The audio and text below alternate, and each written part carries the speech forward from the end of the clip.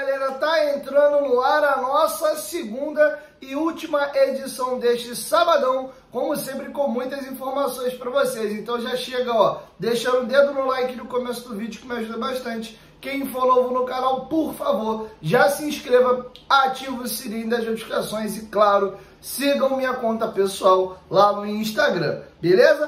Parada é a seguinte, amanhã tem Vasco da Gama e Nova Iguaçu pelo Campeonato Carioca, jogo de volta na semifinal. E daqui a pouquinho, às 9 horas da noite, a bola rola para Flamengo e Fluminense. E você que é bom de palpite, corre lá na 1xBet, tá? A 1xBet é a maior bet do mundo, empresa séria, gigante mundial, tá com a gente aqui no canal desde 2019. Então, se você é bom de palpite, quer se divertir com segurança e tranquilidade, vai lá na 1xBet. Usando a palavra promocional Futebolaco, com temudo inicial no final, eles dobram o seu primeiro depósito, você ganha bônus até de R$ 1.200, beleza? Além de apostar com segurança e tranquilidade na maior do mundo, vocês ajudam demais o meu trabalho. Esse parceiro comercial é fundamental para a manutenção do nosso canal. Então, se você gosta do meu trabalho, gosta do Dieguinho, me dá essa moral se cadastrando lá na 1xBet. Mas tem que ser no link aqui no primeiro comentário fixado do vídeo, para que eles saibam que vocês estão vendo aqui no canal. Posso contar com vocês? Dito isso, vamos às informações. Primeiro, vamos trazer novidades em cima do Sub-20. O Vasco venceu a Portuguesa pela terceira rodada da Copa Rio por 4-0. Os gols do Vasco foram marcados por Léo Jacó, Estrela, João Vitor e Igor Toledo. Foi o terceiro jogo do Vasco na Copa Rio, 3 vitórias consecutivas. E esse jogo tem algumas coisas interessantes para a gente pontuar. Primeiro, desde muito tempo, o tripé de muito sucesso no Sub-17 foi relacionado para uma partida. O Ryan, que estava integrado à equipe profissional, desceu para poder jogar essa partida. Está na lista de relacionados.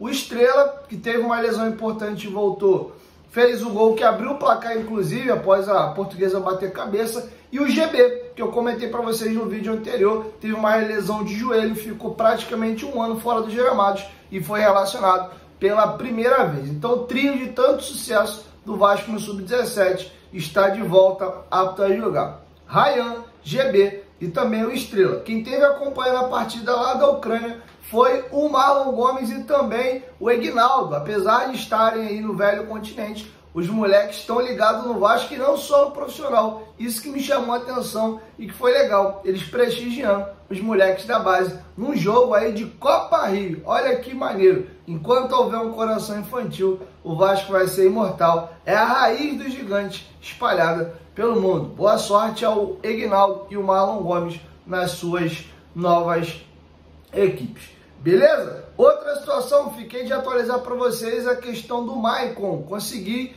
ter a informação. O Maicon treinou normalmente ontem, depois do treinamento foi liberado para ir ao sepultamento da sua tia Célia.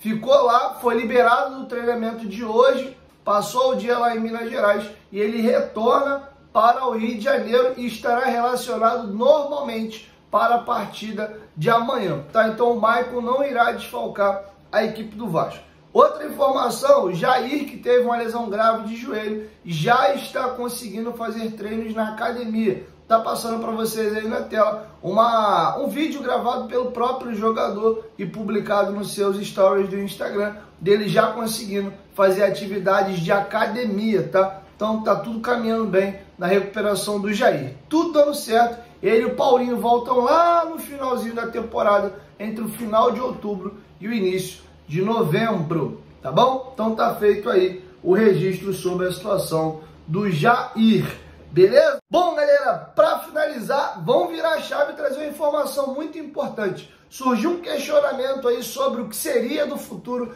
do Maracanã, caso o Vasco da Gama vença aí a licitação, o Maracanã não sobrevive sem o Flamengo. Surgiu algumas teorias dessa de conspiração aí na internet nos últimos dias, e o GE fez levantamento dos 21 últimos jogos do Maracanã, desconsiderando aí os jogos da pandemia que não tinha público. E o Vasco tem média de 52 mil pessoas presentes nos jogos, com 48 mil torcedores efetivamente pagando os bilhetes. Vamos aí aos públicos do Vasco desde 2019. O primeiro jogo é justamente aquele 4-4, né, entre Vasco e Flamengo, um jogaço. Naquele dia, o estádio recebeu 52.757 pessoas e teve um público pagante de 47.838.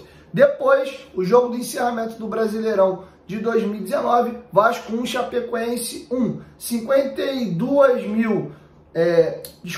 67.395 pessoas estiveram presentes e 61.021 ingressos vendidos.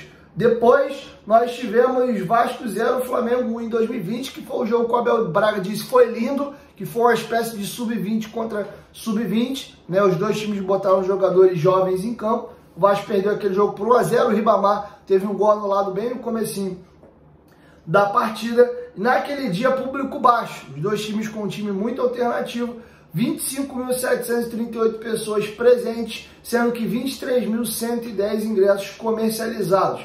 Depois nós tivemos o jogo contra o ABC pela Copa do Brasil. O Vasco venceu por 1-0, jogo suado. Esse jogo da Chape, o jogo do Flamengo, o jogo do ABC, eu estava em todos esses três jogos. Público presente, 31.839. Venda de ingressos, 29.903. Depois, em 2022, tivemos um Flamengo e Vasco, vitória do Flamengo por 1-0. 37.867 pessoas presentes, sendo que foram 33.999 ingressos vendidos. Em 2022 ainda, o Flamengo venceu de novo o Vasco por 1-0 para 58.478 pessoas presentes e vendidos 54.931. 2022, o Vasco, com liminar na justiça, aquela briga toda pela Série B, consegue mandar o jogo contra o Cruzeiro, gol do Getúlio. O Vasco vence aquele jogo por 1-0. Naquele dia, o Vasco levou ao Maracanã 63.609 pessoas, sendo 58.659 pessoas efetivamente comprando o ingresso. Depois foi Vasco 0, Sport 0, também estava nesse jogo. O Vasco levou 63.609 pessoas, 60.601 pessoas a partida, sendo que 55.750 efetivamente compraram os ingressos. 2023, Fluminense 2, Vasco 0. O gol mais bonito que eu assisti em loco no estádio de futebol foi aquele golaço do Germancano do meio da rua, também estava presente nesse dia. Um placar mentiroso pra caramba, o Vasco foi bem melhor que o Fluminense naquele dia, mas acabou perdendo.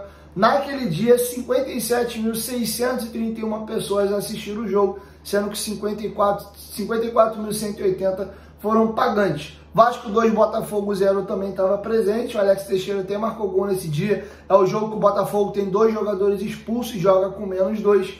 O Vasco abusa do jogo aéreo naquele dia.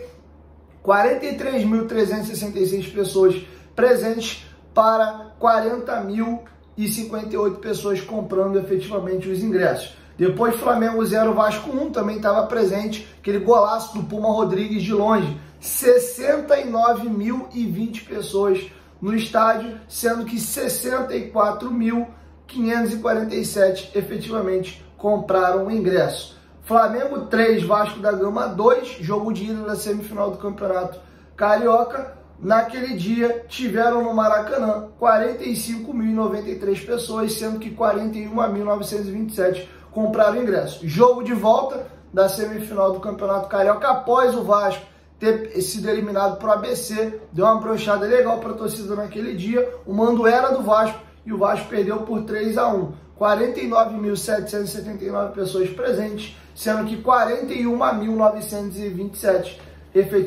45.995 efetivamente compraram os ingressos, tá? Depois, em 2023, Vasco 2, Palmeiras 2. Naquele dia tivemos 59.867 pessoas no estádio, sendo que 56.000 compraram ingresso. Eu vou falar só o total de público para não ficar repetindo os dois aqui. Depois, nós tivemos aí Fluminense 1, Vasco 1, aquele gol que o Pedro Raul abre o placar numa saída de bola boba do Fluminense, a gente acaba tomando empate e é engolido pelo Fluminense depois. Esse 1-1 foi até mentiroso, o Léo Jardim agarrou muito, inclusive é um dos jogos que o Léo Jardim tem mais defesas com a camisa do Vasco. Naquele dia, o público foi 39.850 pessoas.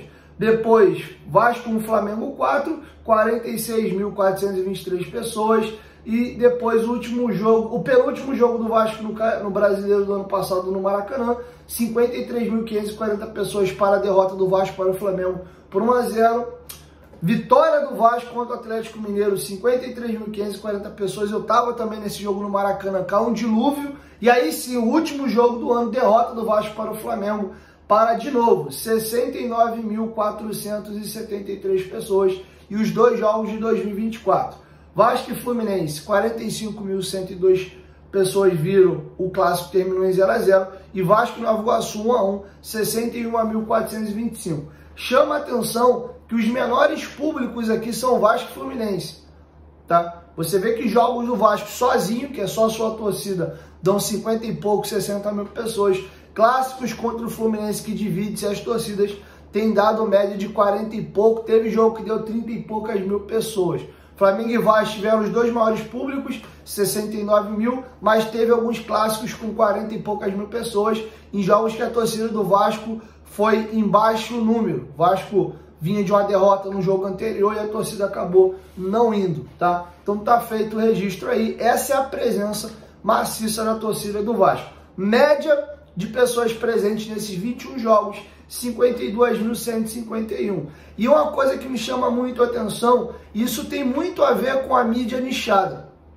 Eu percebo que o torcedor dos clubes, em maneira geral, e eu não estou falando do Vasco, isso é um fenômeno nacional, não sei se isso acontece em todos os clubes do mundo, com o surgimento das mídias independentes, das páginas não oficiais dos clubes, dos canais de YouTube, de blogs, etc., cobrindo os clubes, o torcedor passou a estar mais próximo dos seus clubes. Ele passou ainda mais a conviver e acompanhar o dia a dia do seu clube, já que antigamente, né, a grande mídia destinava gotinhas para determinados clubes e o torcedor acabava tendo essa relação com o clube mais no dia do jogo, aquela matériazinha de Globo Esporte curtinha. E aí, o que acontecia? Nós tínhamos um torcedor um pouco mais afastado. Outro detalhe também que fez com que disparasse a média de público, além dessa relação mais próxima do torcedor para com o clube através da mídia independente, temos também o advento do sócio-torcedor. O torcedor entendeu que é muito vantajoso ser sócio e vale a pena ele pagar a mensalidade, e por pagar a mensalidade ele também se vê obrigado a ir ao estádio, porque ele não vai pagar para ficar jogando dinheiro no lixo.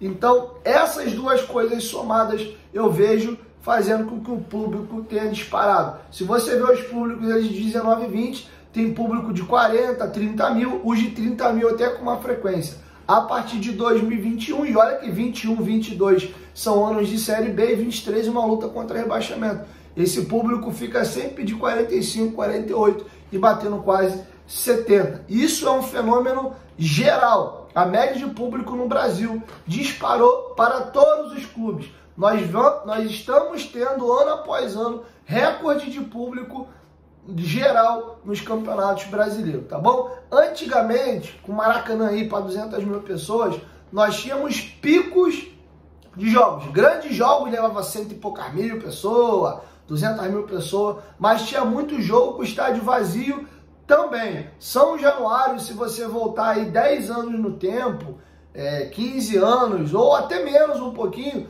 estadual brasileiro, o Vasco cansava de jogar em São Januário estadual para 5 mil pessoas, 6 mil pessoas. Jogos de Campeonato Brasileiro em São Januário, cansei de ver jogos em São Januário com 8 mil pessoas, 10 mil pessoas, 6 mil pessoas. Jogo de Campeonato Brasileiro. Quando o time dava uma encorpada, ameaçava a brigar ali na reta final para cair, ou por algo mais importante, a galera chegava junto. Historicamente, no Maracanã, sempre dá mais público. Parece até que, eu não sei, cara, parece que a galera tem um fetiche no Maracanã e quando o jogo é no Maracanã, a galera vai em peso. Inclusive não faz muito sentido sempre no Maracanã ter mais público do que em São Januário e às vezes São Januário. Não agora, né? Já de uns anos pra cá, todos os ingressos do Vasco esgotam em São Januário, mas de uns 6 anos para trás, mais ou menos, 5 anos para trás, você tinha vários jogos em São Januário para 12, 13, 11, 8 mil pessoas, tá bom? Quero te ouvir, deixa a sua opinião aqui embaixo nos comentários, se você concorda com essa minha opinião,